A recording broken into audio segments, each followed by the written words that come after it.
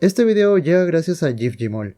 GIF-Gmol es una tienda de claves de software con más de 15 años de experiencia en el mercado. Aquí podemos encontrar claves de Windows 10 Home o Professional a un precio totalmente reducido a comparación con las tiendas de Microsoft. El único detalle de las claves de Windows es que son claves OEM, por lo que se adhieren a la placa madre de tu ordenador, pero pasar de $200 a menos de $15 es una oferta que no puedes dejar pasar. Se puede pagar con PayPal o con tarjetas Visa o Mastercard.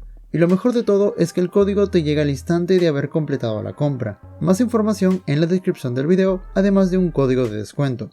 Muchas gracias a GIF-Gmol por patrocinar este espacio. Hoy haremos el unboxing de este portátil, que es como el siguiente escalón de la serie VivoBook. Portátil que por cierto ya analicé en el video anterior. Por eso mismo es que tenía curiosidad de ver qué tan diferente podría ser el desempaquetado, teniendo en cuenta la VivoBook normal de hace unas semanas.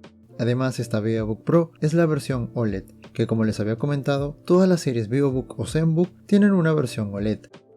También existe la VivoBook Pro X, que vendría a ser la gama alta, esta sería la gama media alta, y la normal es como la media o media baja, dependiendo de los componentes. Esta VivoBook Pro tiene el i5 11300H y la GTX 1650 Max-Q, con 8 GB de RAM y 500 GB de SSD M.2. El desempaquetado es muy sencillo, solo basta con cortar el sticker de seguridad y después abrirlo tal como si fuera una maleta. Nuevamente tenemos un mensaje. En la normal es el eslogan de la marca. En este caso es para decirnos que es reciclada. Al costado en esta sección podemos encontrar el enchufe del cargador, solo el enchufe. Sacamos el portátil.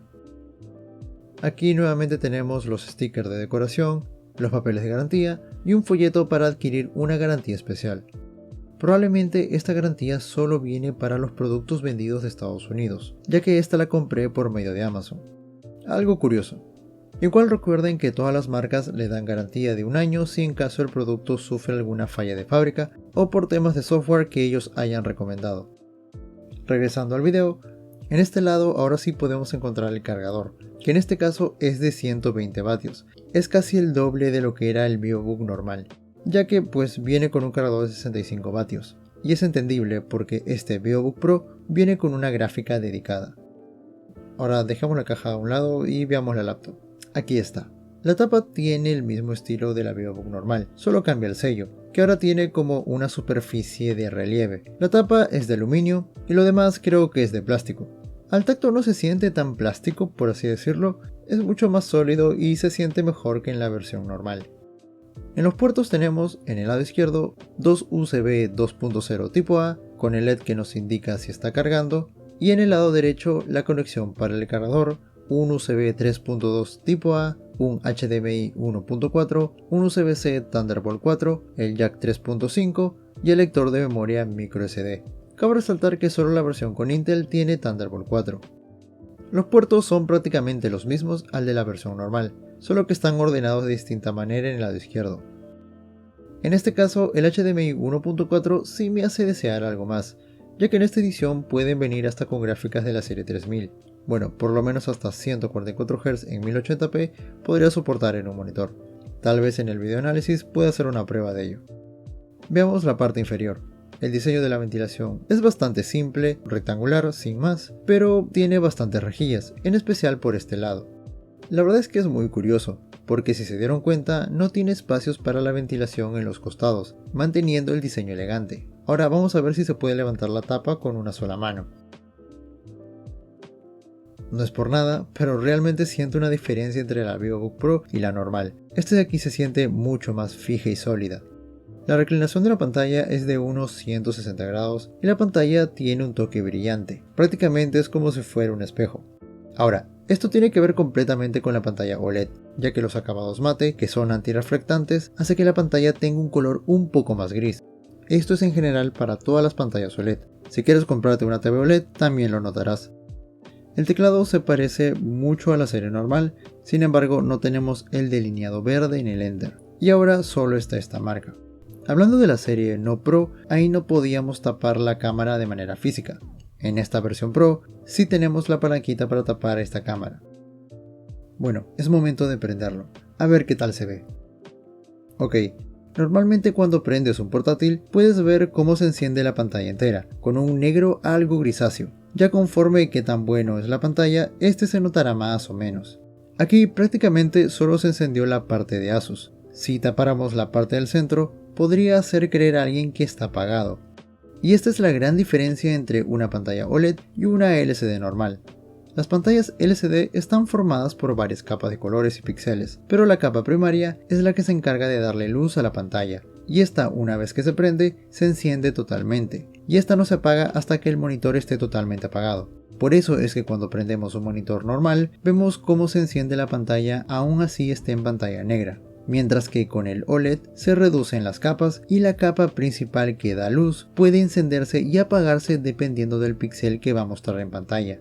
Por ejemplo, al iniciar el equipo, solo prenderán los píxeles necesarios para formar el logo de la marca. El resto de los píxeles se quedarán apagados. Por esa razón se dice que se consiguen unos negros más reales y además de un mejor contraste. Vamos a configurar el Windows y volvemos. A ver, es la primera vez que estoy probando un portátil con la pantalla OLED y la verdad es que es una delicia. La gama de color de esta pantalla es del 100% del DCI-P3, un 133% del sRGB aproximadamente y 99% del Adobe RGB con un brillo de 400 nits con HDR y certificación Pantone, que es una empresa que se dedica a calibrar colores de monitores profesionales, como para que no te quede duda de la calidad del color. Esta pantalla es totalmente superior a cualquier monitor que haya probado antes. Solo navegar por internet es muy satisfactorio. El brillo y el color te hace sentir como si hubiera más claridad. Y por eso en el video anterior les comenté que esta misma pantalla pueden encontrarla en las VivaBook normal.